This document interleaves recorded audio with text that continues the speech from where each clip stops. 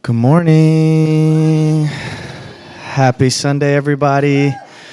So good to see you. Haven't we kicked off this new series really well? I mean, so far so good. We had such a great reception. Last week I had someone tell me I watched the message on YouTube 6 times.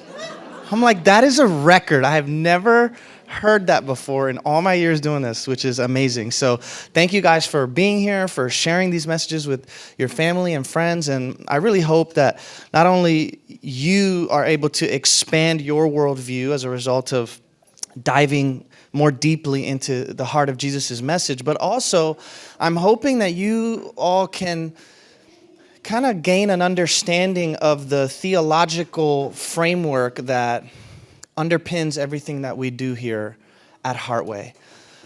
Years ago, I adopted something for our community called the rule of life. You may find it in the seat backs in front of you. We have it also online.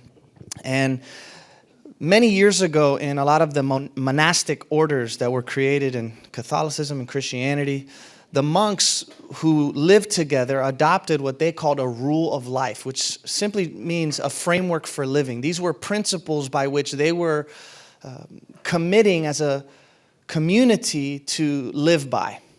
And so in our rule of life, that first statement on there is really what makes Heartway the unique place that it is. And it's interesting because it's the statement that makes us different than the typical conventional Christian church, but it's also the statement that gets us in trouble with the typical conventional Christian church. And that statement is walking fully in the path of Jesus without denying the legitimacy of other paths that God may provide humanity. So you can see already why that would get some people to be like, whoa, whoa, whoa, dude, hold up, man. I grew up in church, and that's not what I heard. And there's a reason for that, because there are a lot of scriptures that are very exclusivistic. Okay? There are scriptures that you can point to that really affirm this truth that there's only one right way, and it's this way. But what I love about the Bible is that the Bible doesn't just say one thing. The Bible is multivocal, and there are different teachings within the scriptures. Some of them don't always agree with each other. And so like we mentioned last week, what is it we should give more weight to? In the same way that there are scriptures we can point to that are more exclusivistic in nature, there are also a lot of scriptures that are more inclusive in nature. And those are the scriptures that I really want to highlight for us today as we dive into this message. My theme is the gospel of inclusion. If you read through the gospel accounts, Jesus is always preaching the gospel, the gospel, the gospel. What does gospel mean? Gospel simply means good news. So right off the bat, just with that, if your message isn't good news for people, you're missing it. Okay, it's got to be good news. And if it's not good news for everybody, it's not good news at all. At least that's the way I see it. So I want to show you how Jesus was always pushing the envelope in his day, trying to get the people from his own religious community to expand their mind and acknowledge the ways that God could be at work beyond their tiny little box. And so we're going to begin by reading this story of the woman at the well. And this is where we got the title Spirit and Truth, which is what this entire series this month is about. So here we go. Jesus came to a town in Samaria called Sychar, near the plot of ground Jacob had given to his son Joseph. Jacob's well was there, and Jesus, tired as he was from the journey, sat down by the well. It was about noon. When a Samaritan woman came to draw water, Jesus said to her, "Will you give me a drink?"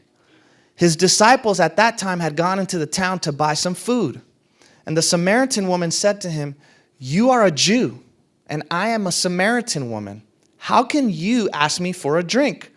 For Jews do not associate with Samaritans." And Jesus answered her, "If you knew the gift of God and who it is that asks you for a drink, you would have asked him and he would have given you living water." "Sir," the woman said, "I can see that you are a prophet. Our ancestors worshipped on this mountain, but you Jews claim that the place where we must worship is in Jerusalem." "Woman," Jesus replied, "believe me, a time is coming when you will worship the Father neither on this mountain nor in Jerusalem. You Samaritans worship what you do not know. We worship what we do know, for salvation is from the Jews. Yet a time is coming and has now come when the true worshipers will worship the Father in spirit and in truth. For they are the kind of worshipers the Father seeks.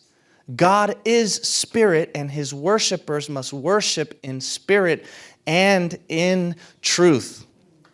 So if we want to understand just how radical this encounter is, first we need to get somewhat of a glimpse of what the relationship was like between Jews and Samaritans. Because like I said in that last slide, the Jews didn't associate with the Samaritans. And they didn't associate with them for a reason. For the Jews in that world, Samaritans were considered to be unclean. And the reason why is because they were a mixed race. They were half Jew, half Gentile. So already off rip, a lot of the Jews were saying, these people aren't really our people. They're impure. They've mixed and mingled with others from different cultures. And then to make matters worse, they have adopted some of their worship practices. They have adopted some of their foreign beliefs. So we don't like that because guess what? Human beings have this thing about newness and diversity and difference and the unknown. We don't like it. And so the fact that you're adopting these different worship practices, that doesn't sit right with us. So the Jews and the Samaritans did not associate with each other. They did not like each other. They actually judged each other very harshly. You were either for us or against us. That's the way that it was. And so this woman, she brings up distinctions in belief and worship between the Jews and Samaritans. And she says, hey, in our tradition, in our culture, we're supposed to worship on this mountain. But you Jews say we're supposed to worship on that mountain. And Jesus, when she says these words, basically dismisses them altogether and says, no, you don't get it, you don't understand. God doesn't care about any of that stuff. God is looking for people whose worship and devotion is coming from the heart. God is looking for people whose worship and devotion is sincere. So think about the implications of this. Jesus is essentially telling this woman that God accepts the worship of all whose hearts are in the right place, regardless of their religious or ethnic or cultural differences. That's a big one. And a lot of the people who were a part of Jesus' religion, who were Jews, would not have liked that at all. Because all they heard their whole life was that the Samaritans were doing it wrong. And that we, the Jews, were doing it right. And so Jesus, he went even further than this. He tells one parable to the religious leaders, the Jewish folks, about a good Samaritan. Anybody ever heard that parable? Okay, so there's a man who's walking down the road and he gets hurt. He's lying there on the side of the road. And Jesus says a priest walks by him, looks at him, and acts like he's not even there and just keeps going to where he needs to go. A priest. You would think if anybody's going to help a hurting man on the side of the road, it would be a priest. But in this story, Jesus said the priest just walked right by him. And then there were the Levites. These were the tribe within Israel that were in charge of offering worship and sacrifices to God. So the Levites were religious leaders within the people of Israel. A priest walks by, looks at that man, keeps going. The Levites are walking down that road. They see this man lying there. And they still keep going. Lo and behold, a Samaritan walks down that same road, sees this man hurting, and helps him. He takes him to a hotel, buys him a room for the night, patches up his wounds. And Jesus says, which one of all these people do you think is connected with God? Oh, the one who helped the dude who was hurting. Yeah. Yeah. But guess what? The one who was helping the dude who was hurting was a Samaritan.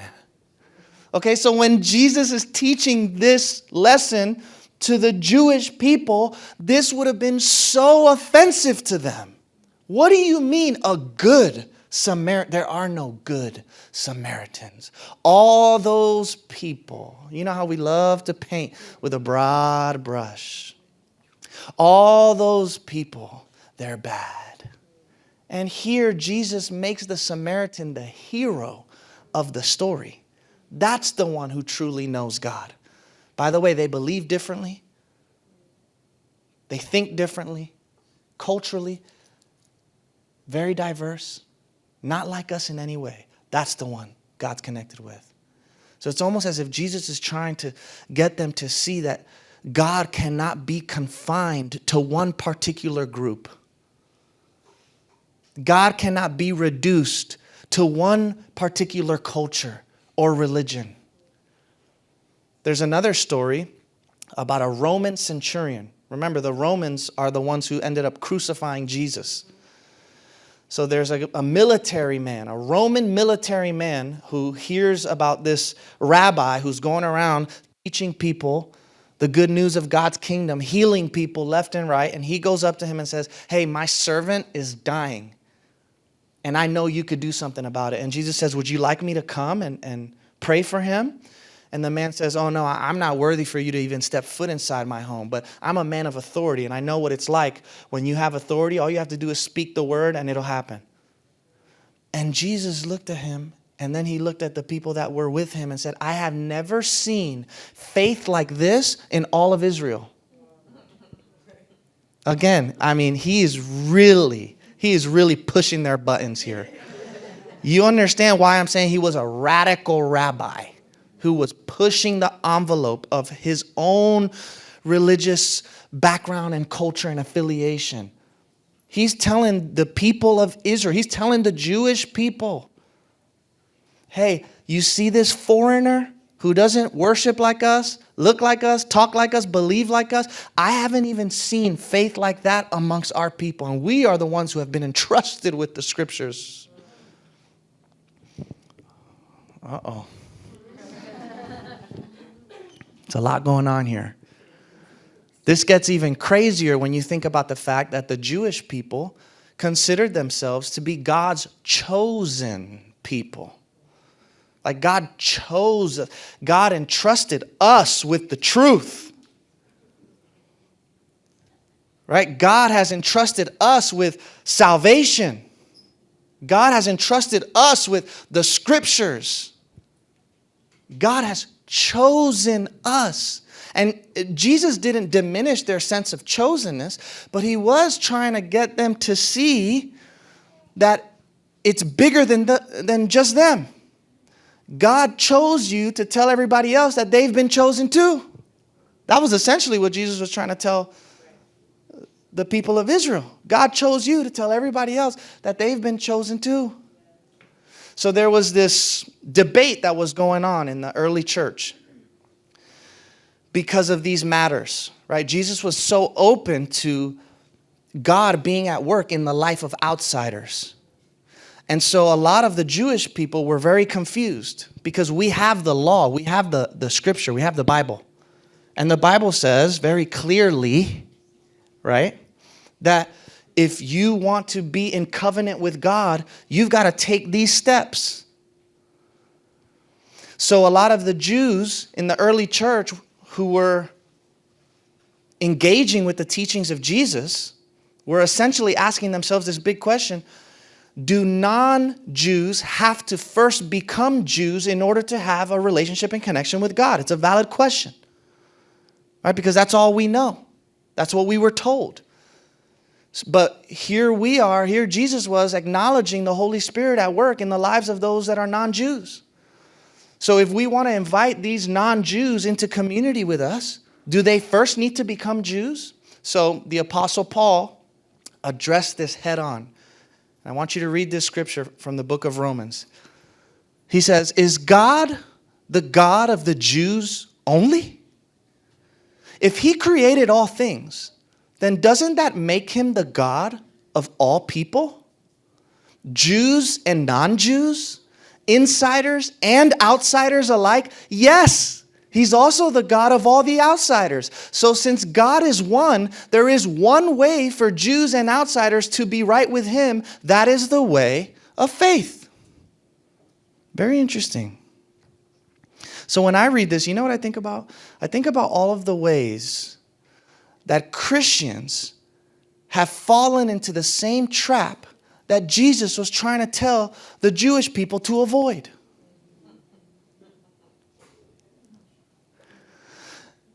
Let's reread this again. And instead of saying the word Jews, let's replace it with Christians. Let's just do an experiment. Can we just do an experiment? Just a little experiment. That's all I'm saying. Is God the God of the Christians only? If he created all things, then doesn't that make him the God of all people? Christians and non-Christians, insiders and outsiders alike? Yes, he is also the God of all the outsiders. So since God is one, there is one way for Christians and outsiders to be right with him. That is the way of faith. I don't know. Maybe it's just me. I may be a little crazy.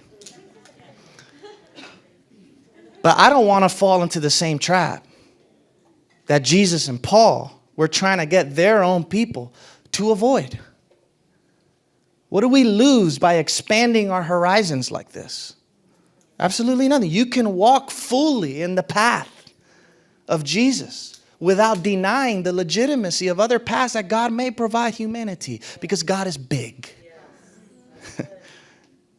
And God cannot be contained in any one particular group or religion or culture. So this is so good for us to constantly reflect on and think about. Because if not, we start creating this us versus them dynamic, which breeds separation. It breeds division. How will our world ever come to a place of peace if we're always at each other's throats because of the differences that we have?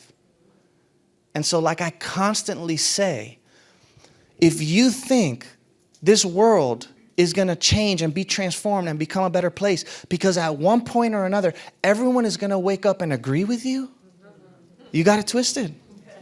You got it twisted. We have to find a way as human beings to be able to think differently and have different beliefs, but still remain connected to each other at a heart level. So that whether you see the world the way that I do or not, I will still love you because you have inherent dignity and worth simply by virtue of being human. And it has nothing to do with who you affiliate with or not. And the us versus them thing, that's a little scary because in the Christian world, the them sometimes isn't even outsiders. It's people from within the fold. It's just kind of crazy. So I always, when I talk to like my clergy friends, I'm like, how are we supposed to get along with outsiders? We don't even get along with ourselves. How are we going to be the light of the world when there's so much darkness amongst ourselves? But it isn't just a Christian problem. This is a human problem. You understand? We all have this tendency of establishing our identity in our communal networks and affiliations. So my sense of self is connected to my religion, my political group, my gender, my nationality, my ethnicity. We feel protected inside of that group identity. There's nothing wrong with that, by the way, but it becomes problematic when we become tribalistic. when now our group is superior to all the other groups. That's when we create this us versus them dynamic that creates further divide. Well, as you deepen your spiritual connection, what you start to realize is that you are not your religion. You are not your politics. You are not your skin color. You are not your gender. You are not your nationality. Those are all important aspects of who we are at the surface level.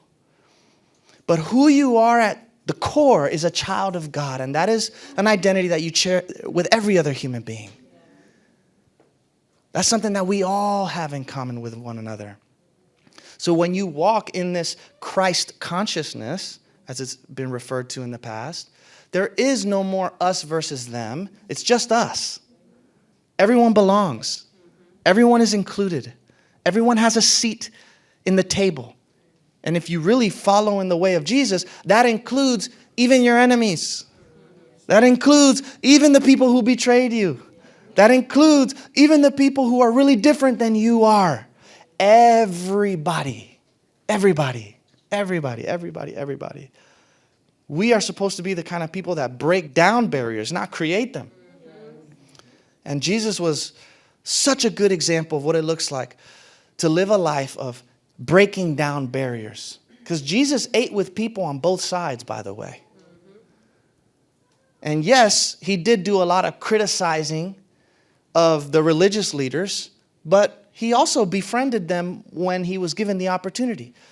There are several scriptures in the Gospels that depict Jesus eating in the homes of the Pharisees.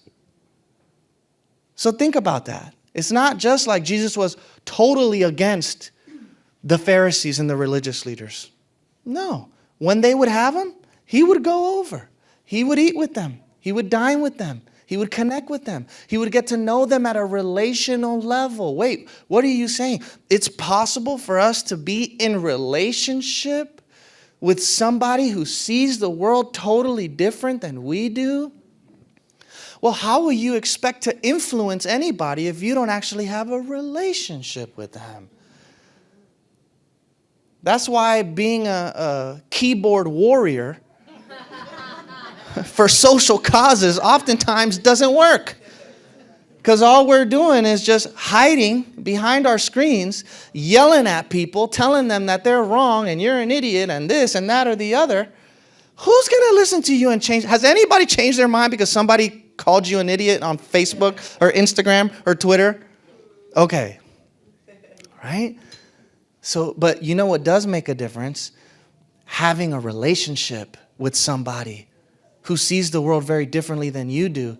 You don't even have to say much about what you believe. You just embody it, and that begins to have a transformative effect for both parties. So, Jesus ate with the tax collectors and the sinners. He also ate with the Pharisees and the scribes, showing us what is possible when we prioritize relationship over rightness. It's not about being right. It's about being in relationship. So I'll let you think I'm wrong. It's not a big deal. Right? I may be. Maybe I am wrong. Maybe I'm right. Maybe you're wrong.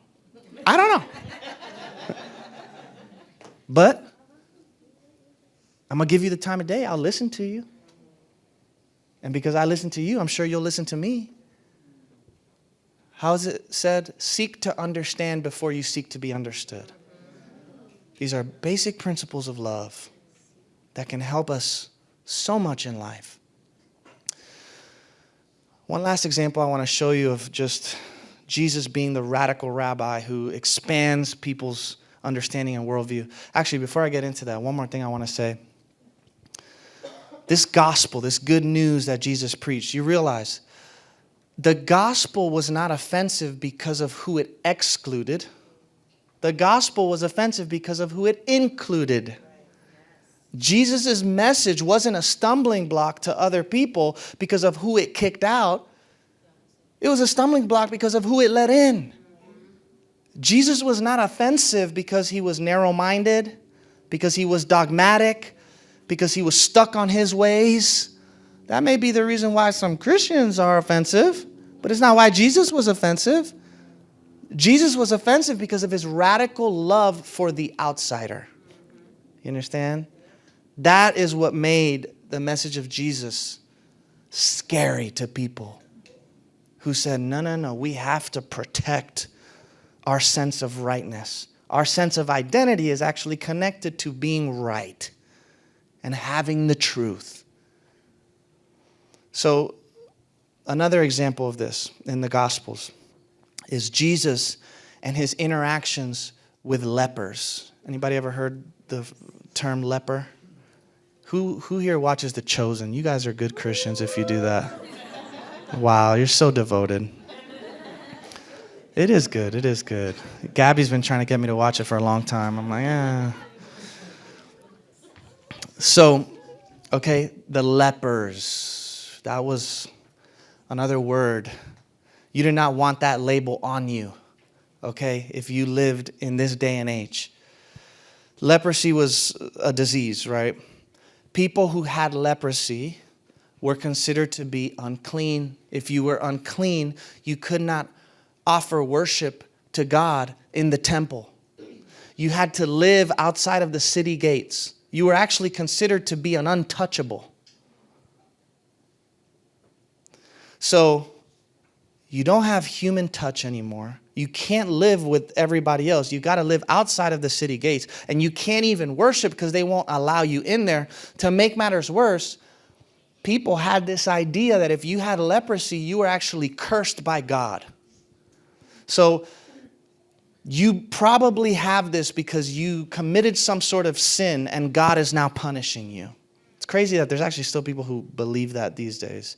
But that'll be another message for another time. But that's how it was for the lepers. If this was happening to them, it had to be because they were cursed and forgotten by God. Okay? Now, look at this interaction that Jesus has with a leper. When Jesus came down from the mountainside, large crowds followed him. A man with leprosy came and knelt before him and said, "Lord, if you're willing, you can make me clean." Jesus reached out his hand and touched the man. "I am willing," he said, "be clean." Immediately he was cleansed of his leprosy. Then Jesus said to him, "See that you don't tell anyone, but go, show yourself to the priest, and offer the gift Moses commanded as a testimony to them." Do you see what's happening here? The very person everyone else was trying to avoid, Jesus was moving towards in love.